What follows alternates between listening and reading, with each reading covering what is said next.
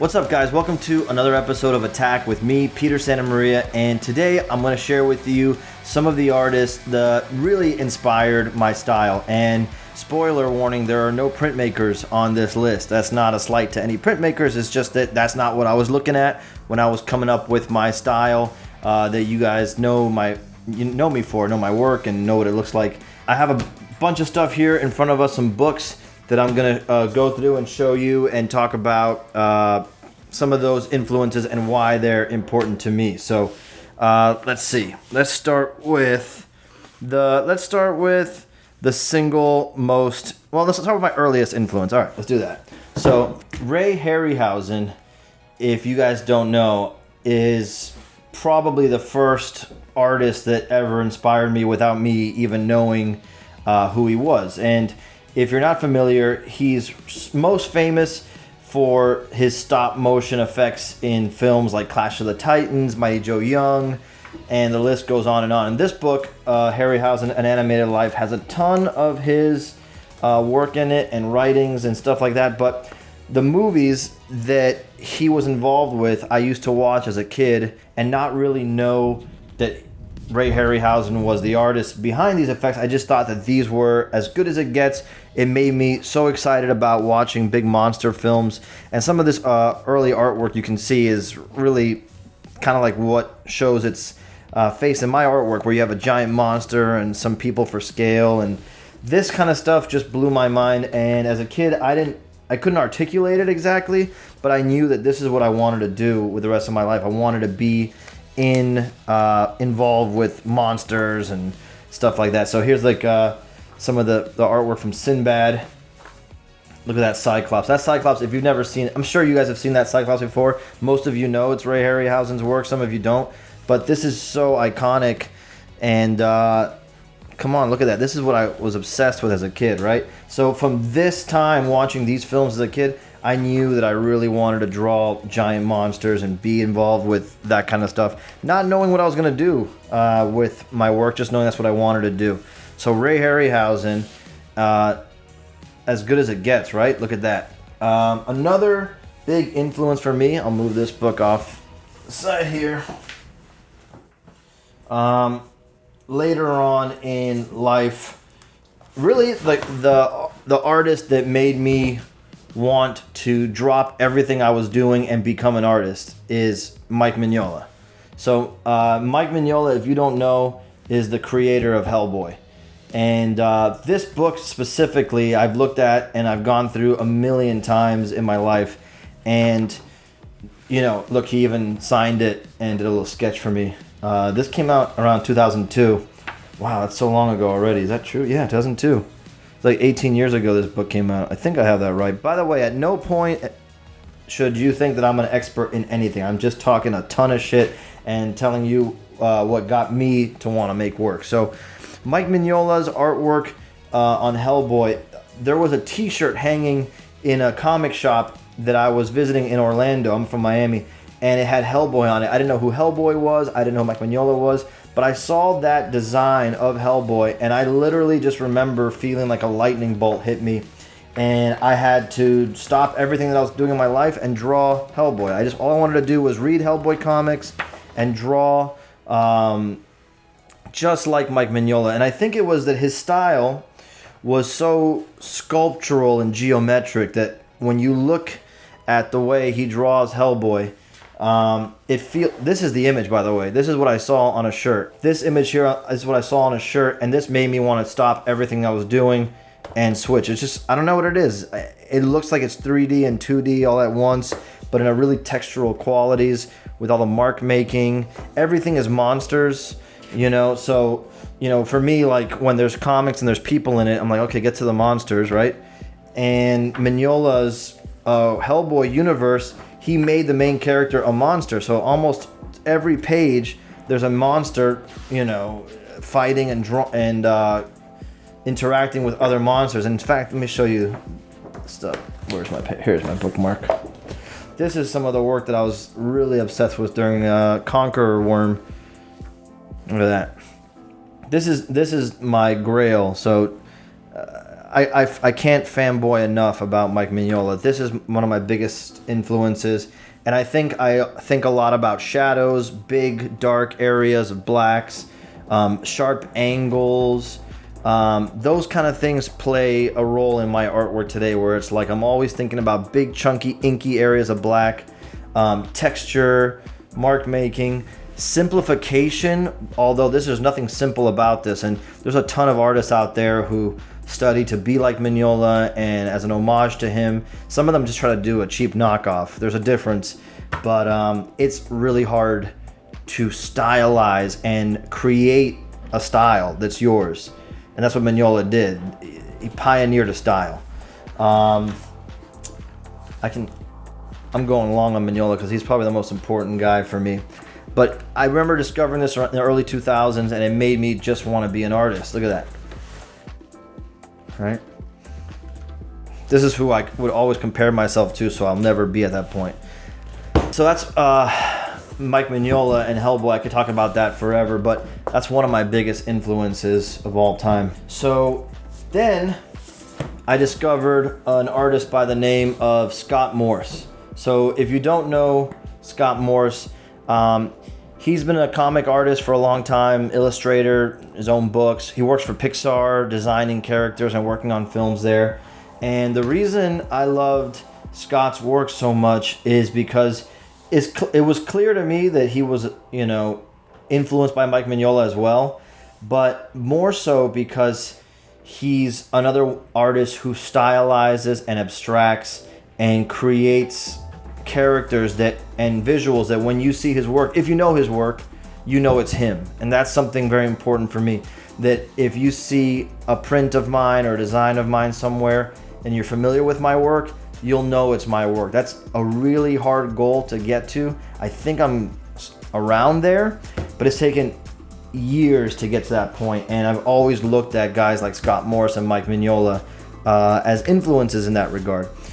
So for me, Scott Morse, and this book, Tiger, Tiger, Tiger, is one of those books that I've worn out by looking at it. And it's an awesome story in and of itself.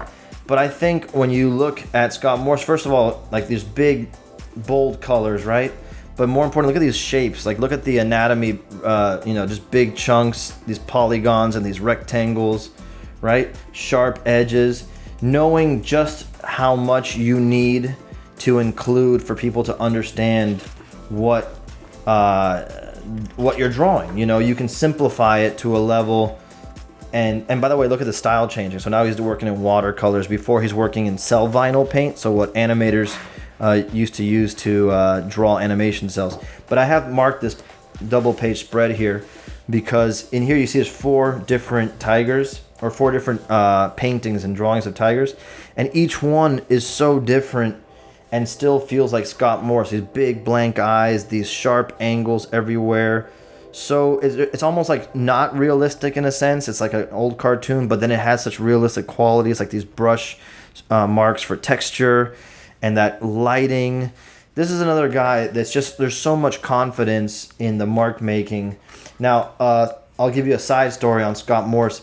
I actually met him a few times, and one time at Comic-Con 2005, I commissioned him to paint something for me, and I was already a fan of his work, but I wanted to watch him paint. He was at his booth, and you could pay him $100, I think was what he was charging back then, which for me was a shit ton of money. It's still a lot of money, but back then it was like almost everything I had. But he would paint something for you that you requested on the spot. And check this out. This is like, all I asked for was King Kong, right? And so he painted King Kong in that cell vinyl paint. Now, what you may not understand by seeing this immediately is he had this kind of like orange background pre-painted, but there was no pencil sketch and like looking at references or anything like that. He would just sit down, and for me, I paid $100 for the experience of watching him, is what I'm trying to say. I love the painting.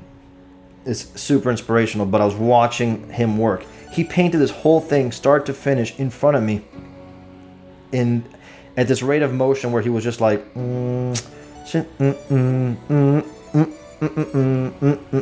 just like that. And in a matter of 30 minutes, I would say max, he was done, and it was incredible. All this motion, all this energy, all these basic, big, chunky shapes, simplifying certain things. These trees, just little lines and brush marks, not overdoing it, and conveying so much movement and motion. So what really inspired me about Scott Morse is his knowledge of how to draw, how to paint, how to design a character, so that he could do it, from his mind quickly. And there was a performance element to it because he's just doing it on the spot. If he screws up, you're right there watching him. He doesn't screw up, spoiler warning. He just does it, and it's amazing. And that's something that I strive for. I want to be able to get to a point where if there's a bunch of people crowding around me at a table or watching me live on YouTube, I want to be able to just whip something up, print it, put it out, and be done with it. I don't know why that's just like so badass to me. And I think it proves that he's really a student of the craft forever, and he's the man. I love this guy. Now, later on, I discovered Mobius. So Mobius he's no longer with us. He's passed on. Probably one of them. I mean, he's very popular and very beloved, but he's very underrated in the sense that not a lot of people know how many designs he had a hand in. There's a great documentary called Jodorowsky's Dune, and it's about the original making of the Dune movie that never got made by Alejandro Jodorowsky. I strongly recommend it. You can watch it anywhere. But in it, you see Mobius, her real name Jean Giraud, has done these designs for the film that never got made, but were then used in other films like Star Wars, Masters of the Universe, Alien, and forever and ever and ever, he's been inspiring films and artists. And so I discovered him very late. Like, people knew his work forever. I discovered him late. But this particular book I bought in France because at the time there were no English releases of this work, Arzak. And so this is a character that he created, this kind of like nomadic desert roaming character on this pterodactyl looking bird that actually has like robotic parts. At some point you see them working at each other. But the reason I think I loved it so much, the artwork's unreal, okay?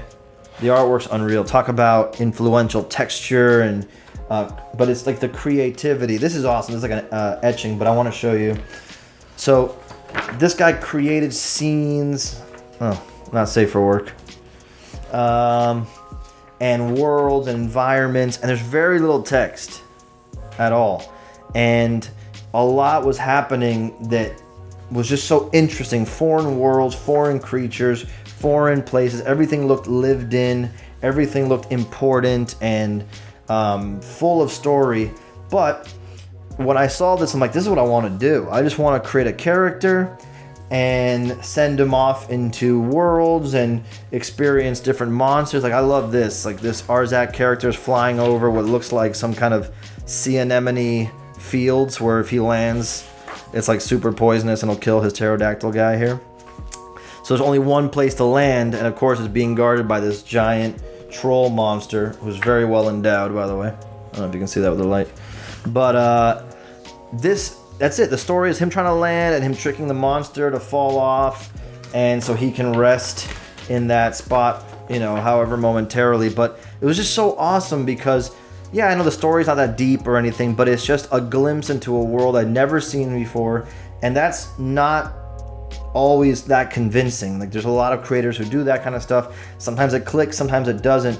But in the Mobius stories and worlds, you just feel like he's giving you a tiny slice of a different place, different plane of existence, and you're getting some interaction in an already established world, and you just want to know more. And sometimes you got more, sometimes you don't. And that's why I'm so inspired by Mobius. It's not only his artwork, his artwork's unreal, but it's the creativity, the imagination, and the ability to convey that there's so much going on behind these pages and behind this artwork that I'm dying to find out more about it.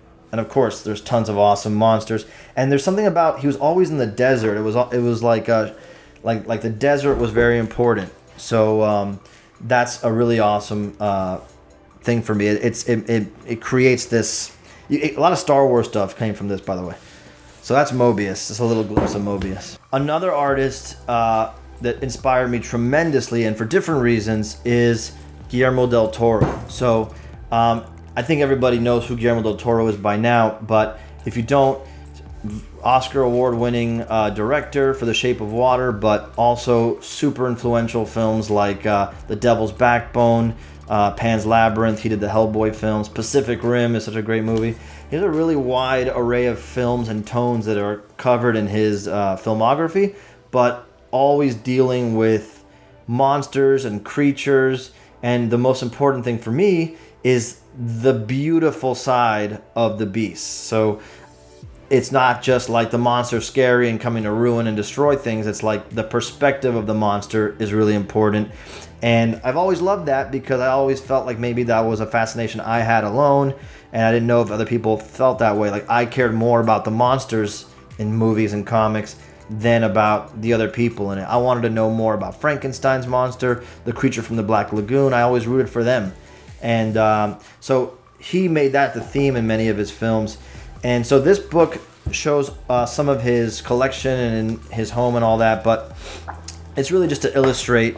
By the way, so here's Guillermo del Toro, right? And here's this wax figure he has of Ray Harryhausen. So 2 influences in 1 page. But the reason Guillermo del Toro to me is so important is because he's an artist who is generous with his knowledge and his platform and his experience. And some of the most education I had growing up were watching the DVD extras from some of his films and hearing his director's commentary, like on Blade 2, like I said, Devil's Backbone. There's like a whole education that you can get from those. And when I would listen to those, I can't remember which film it was, but I remember him saying that he was a young filmmaker trying to get his career going, and it was very difficult. And he said at one point the phrase that I always stuck with me, which is, you know, when there are no roads, you have to make your own road. And I was always like, fuck, that's so good, because this business and this endeavor, creating artwork professionally and sustaining an income off of it, is really difficult. And especially if you have different ideas and different thoughts about what you want to make than what's popular, and sometimes those things align, but sometimes they don't. And a lot of his films for a long time were odd to mainstream audiences, and I always thought that it was amazing that he would just keep on with that theme, keep exploring it. And you know, he's really well known for his journaling. And if you've never seen his journals before, these are some like samples from it. But the amount of thought that he would put into the creature designs, why they evolve the way they evolve aesthetically, why they exist the way they exist, is so carefully thought out that there's passion in here for sometimes things that are only on screen for a few moments, if that. And so he shows in this book like his influences and stuff like that.